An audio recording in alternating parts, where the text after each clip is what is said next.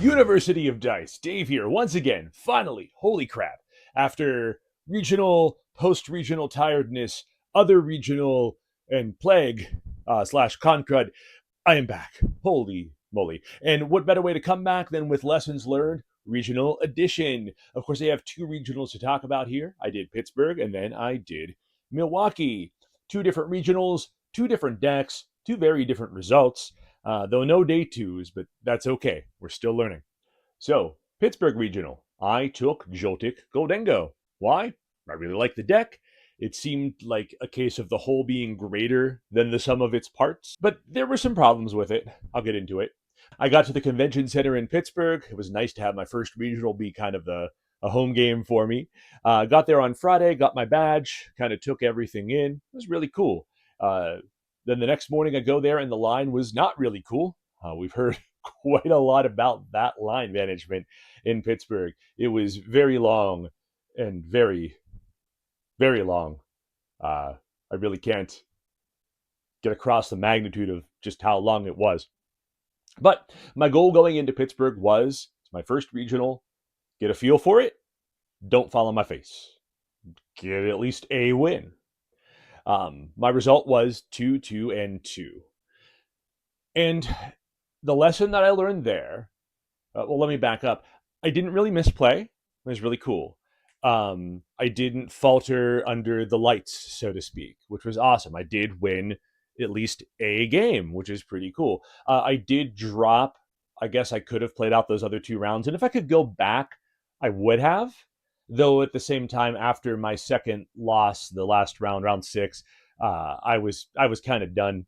So probably better that I did drop instead of like tilt through another game or two. But regardless, I didn't really misplay, which was awesome. But what I did learn is I don't care for decks that are too linear. I thought going in that Joltik Oldengo wasn't like that linear because you had two different game plans that you could kind of pivot between. I played it a good bit, tested online, both on live and with other people, took it to a League Cup, big one, finished second, had to go through all the top 8 climb and all that kind of stuff. And I thought that wasn't going to be a problem with the deck until I got there and I realized that linear isn't just like you look at the deck and you know the game plan. Linear also kind of implies that you don't have a lot of agency with what you're doing. And while sometimes you'll go through a tournament and that won't ever be an issue, a lot of times it will be. And I felt like I really often did not have a way to respond to the problems that my opponents would present on the board.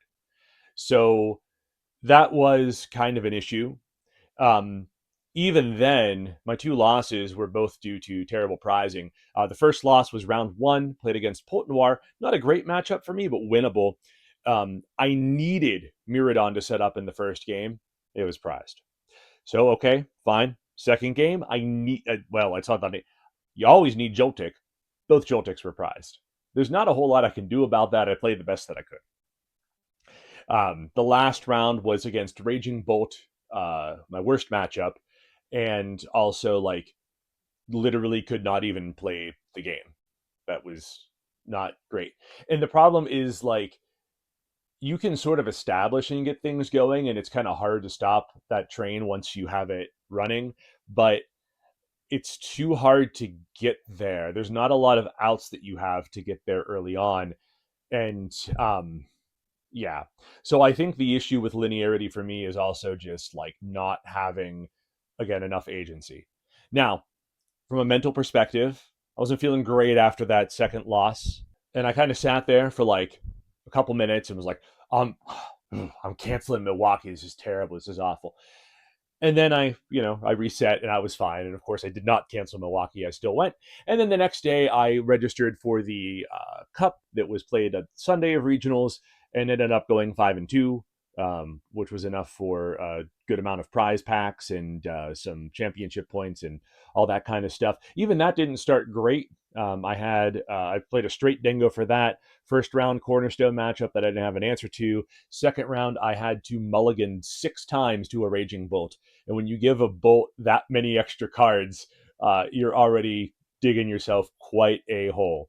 but I didn't let that get me down, and I won the next 5 straight with a pretty good guardy player as like my final boss. So from a whole perspective, the Pittsburgh regional, like mental and all that stuff, was a huge win. I accomplished my goals going in. I really didn't tilt. Yeah, there were those couple minutes after I dropped from the tournament that I was really like grouchy, but like you need to give yourself permission to be grouchy now and again. It's not all we can be positive as possible. It's not going to be sunshine and roses all the time. So we kind of have to give ourselves that opportunity. And I did, and then I was over it and it was fine. So, how did I take that lesson and pivot to get ready for Milwaukee just a couple weeks later?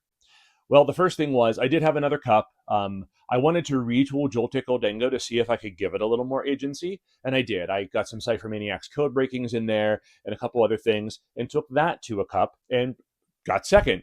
So not like necessarily better than the previous cup that I had gone to, where I also got second. Not in terms of the result, but in terms of the gameplay going through, I definitely had more opportunities to respond to what was happening on the board. Cypher Maniacs code breaking was just awesome in that deck.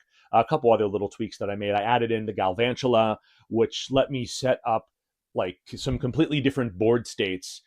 Even if I wanted to go first, I had to play a Bolt in top 4 that had beat me in Swiss, and I like changed the way that I played completely. Relied on some Galvantula stuff and other things like that really helped. Now he also had some bricks that assisted me there, but to take 2 games off of Bolt, I don't care how like favored unfavored you are. 2 games off of Bolt where we both like were playing the game and it wasn't like one player just completely bricked is like a really big accomplishment for that deck in particular. Then the finals were awesome. First game, really cool, back and forth, intense. Um, he just got me. Second game, again, very cool, back and forth, intense. I just got him. And then the third game, I bricked, and that was that. And what are you going to do?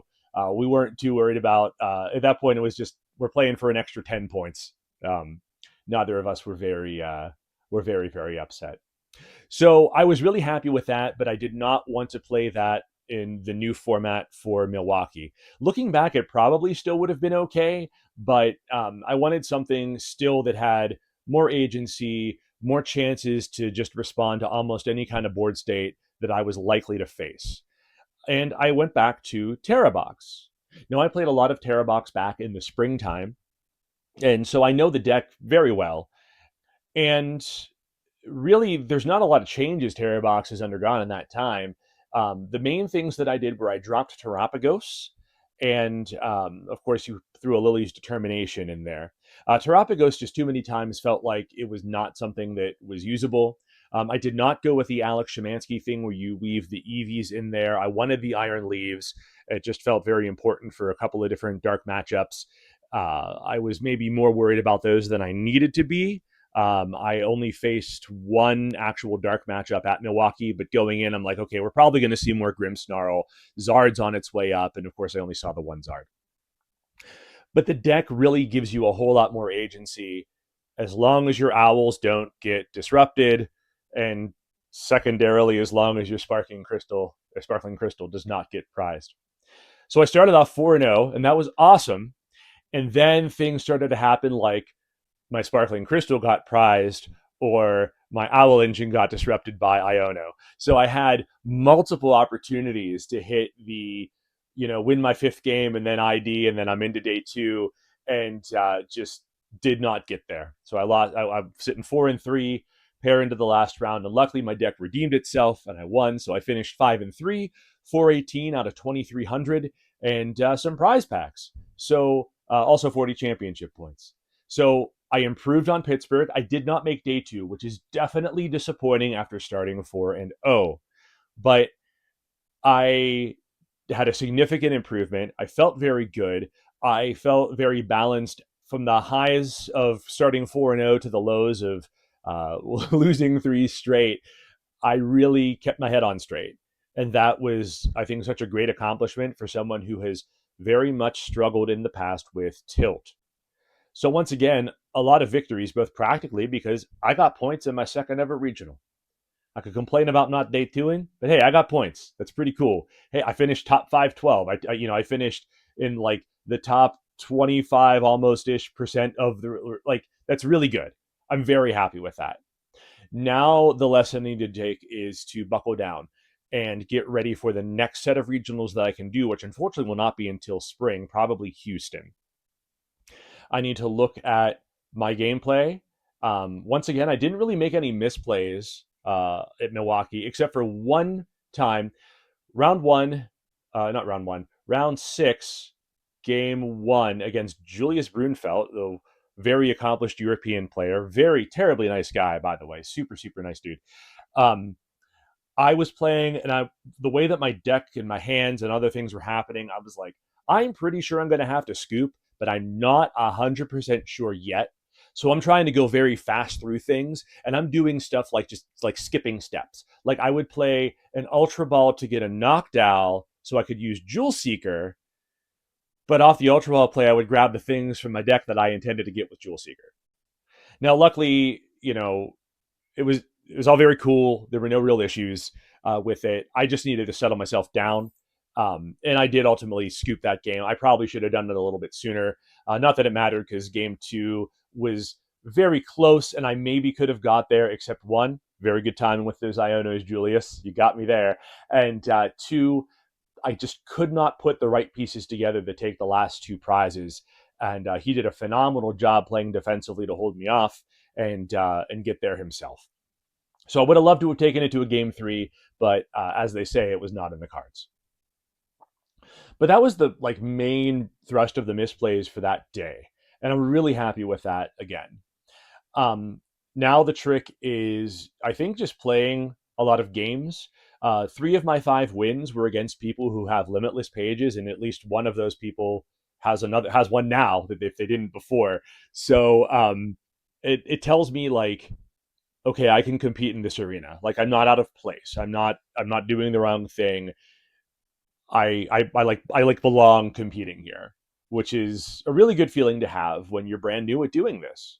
So I need to play a lot of games. I need to test a lot of stuff and just continue to build my confidence as a player between now and Houston. But Milwaukee, a lot of fun. Met a couple of new friends that we are continuing to talk Pokemon and life since then, which is really cool.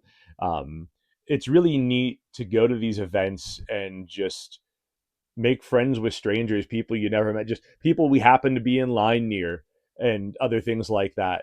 That's just really awesome. And I continue to be amazed at the strong community. Are there warts with anything if you look for it? Sure, there are. There's always warts, there's always drama, there's always problems.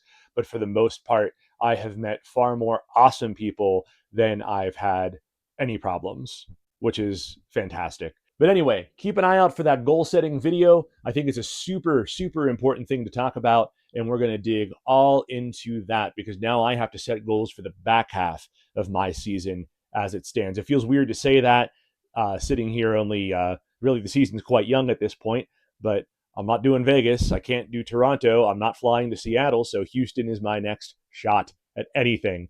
So that's kind of the back half of the season there. Anyway, thanks so much for watching. Did you go to Pittsburgh? Did you go to Milwaukee? What did you learn? What did you experience? Let me know down below, and I'll see you in the next one. Bye.